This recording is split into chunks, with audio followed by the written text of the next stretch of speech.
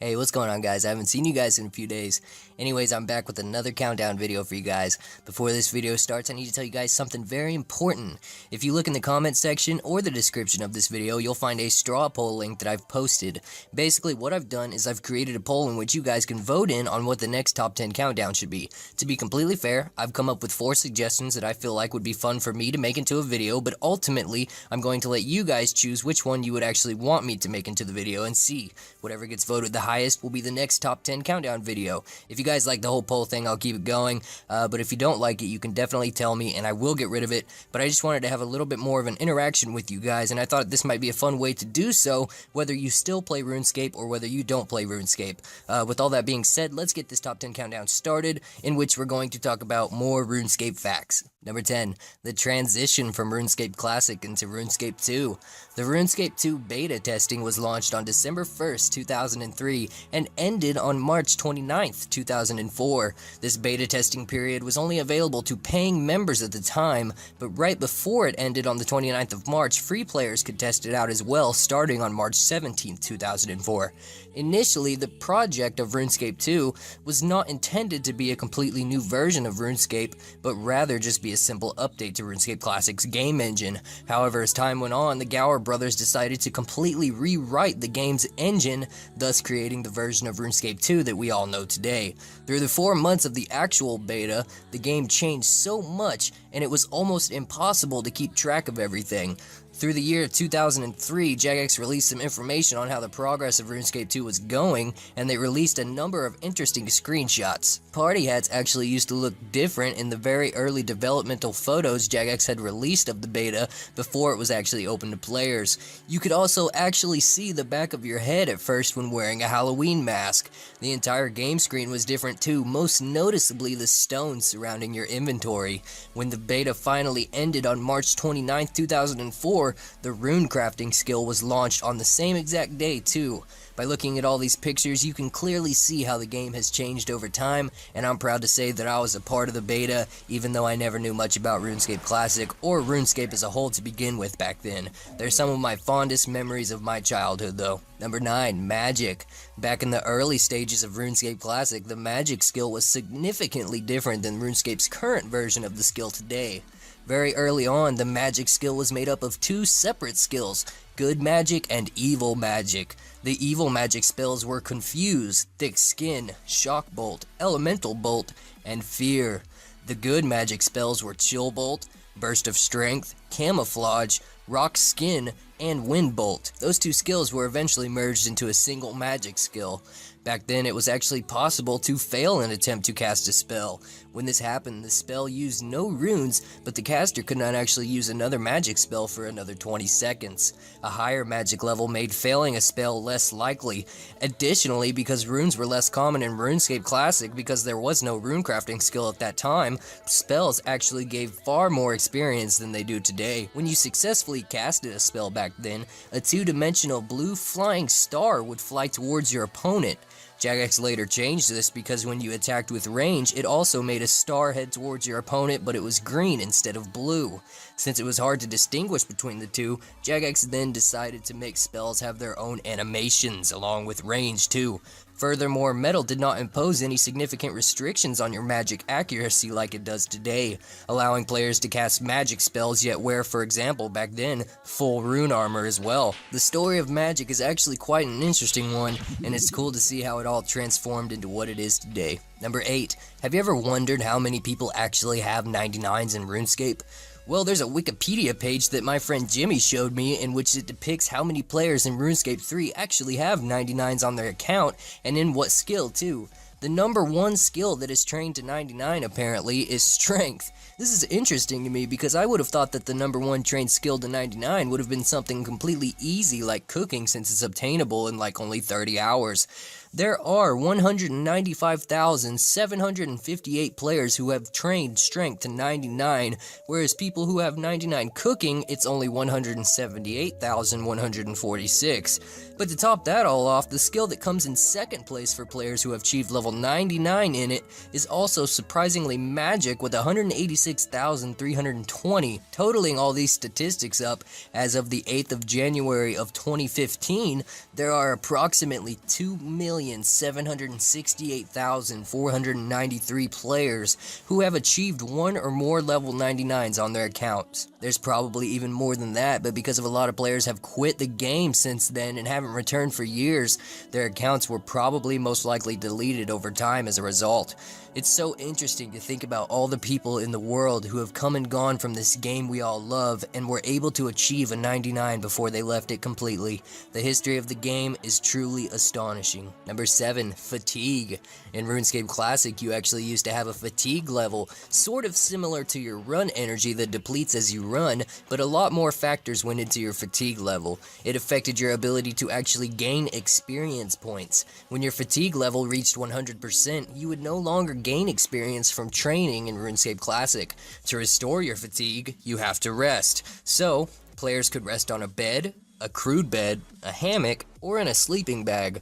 When resting, a player must actually complete a word captcha before actually being able to play the game again. Jagex added fatigue as a mechanic to stop macroers, which ultimately failed due to the use of auto sleepers, and the fact that it was considered annoying by a number of players, which ultimately led to replacing fatigue when RuneScape 2 came out with random events, instead of having fatigue carry over into the game we know today.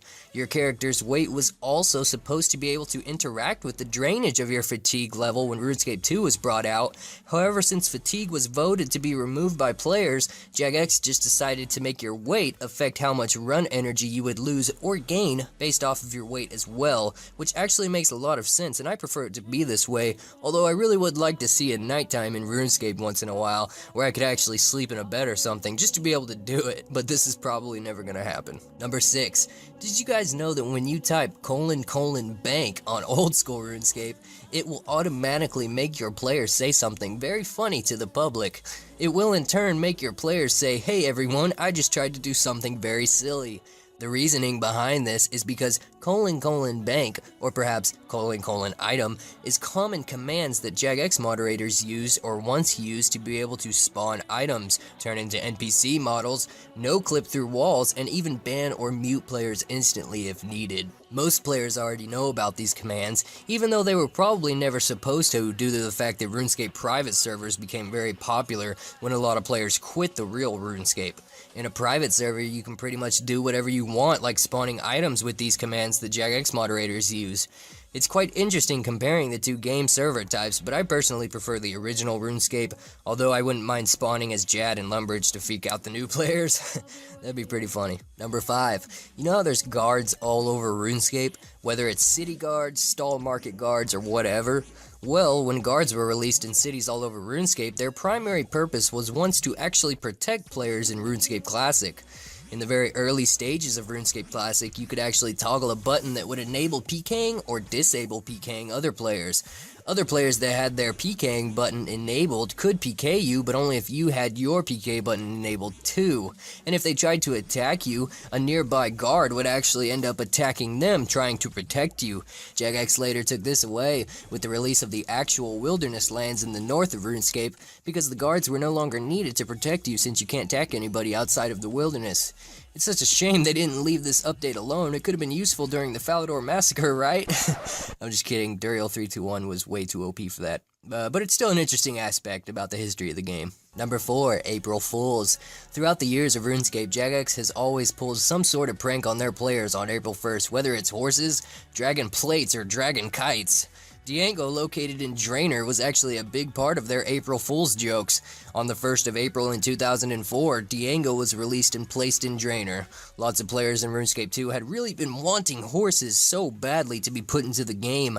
Jagex told everybody that this new guy in Diango in Draenor was actually selling horses to players, but to everyone's disappointment, it was only toy horses instead. In 2005, another joke with Diango was used again. Everyone wanted more than just a dragon chain body and wanted dragon plate bodies to be added into the game. So, once again, Jagex told everybody that Diango would sell you some dragon plates. Not dragon plate bodies, but plates, even though most players took the word plate and associated it with plate body. Thus is the result of why there are spinning plates sold by Diango and RuneScape that have dragons on them. On April 1st, 2008, Jagex once again stated that they were releasing dragon kites, and players once again associated the word kite with the word kite shield, thus the reason for Diango selling dragon kites too. It's sort of sad to say, but did anybody not get the hint or connect the chain of events that were clearly happening throughout these times? Either way, it's still hilarious, and I wish Jagex would interact with the community more like this, like they used to. It was all good fun. Number 3, prayer, or should I say necromancy. Prayer is one of the oldest skills in the game, dating back to early RuneScape Classic. As with good magic and evil magic mentioned earlier, prayer was actually split into 2 separate sub-skills at one time too, known as pray good and pray evil. It was known as necromancy because when you began your adventure in RuneScape Classic, you actually used to have to choose which class or race you wanted your player to be. You could pick categories such as mage, adventurer, necromancer, and so on. It was actually set up like a lot of other medieval aged era role-playing games are today, where you can choose what race you are before you actually begin the game. Because of the removal of the social classes from RuneScape, however, I assume that's why RuneScape became one of the most popular MMORPGs out there, because of how different and unique it was compared to other games like it. It wasn't until the split skill was finally updated to being just prayer, known what it is today, that it was referenced to, or should I say for, the god of Saradomin. In a quote from issue 13 of the Post Bag from the Hedge, it states something referencing prayer towards Saradomin.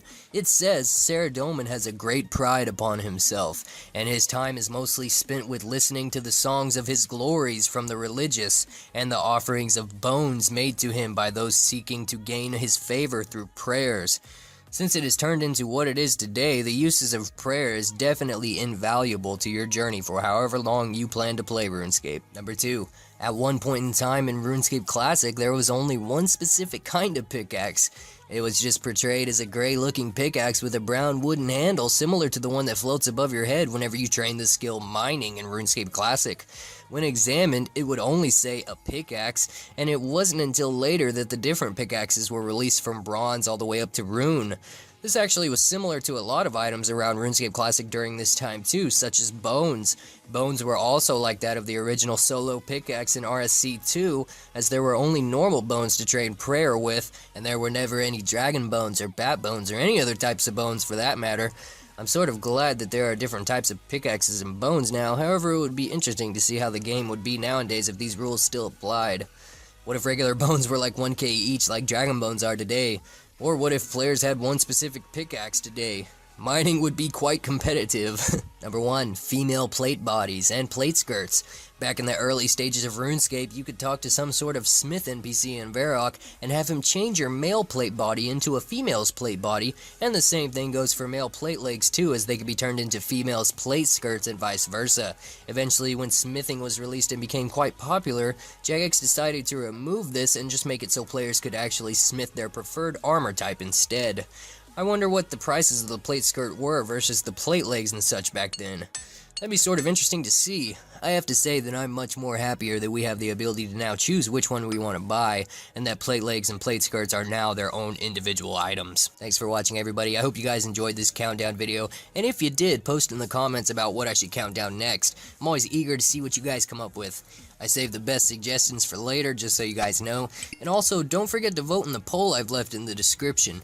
Keep those suggestions coming in either way, because I just might put your suggestion in the next poll if you guys like this poll idea, and you just might win next time and I'll make it into a video. Also, I'd like to give a huge thanks to Minecraft KK, aka Zerials. Check out this awesome banner that he made for me, guys. I'm so shocked that you guys make this stuff for me. I really do appreciate all the time and effort you guys put into these types of things for me, and I do save them all. Thank you, Zerials. You're an awesome guy. It's awesome to know that someone, somewhere out there in the world, thought of me enough to do this, so thank you. I hope you guys are all having a good week, and I will talk to you all later.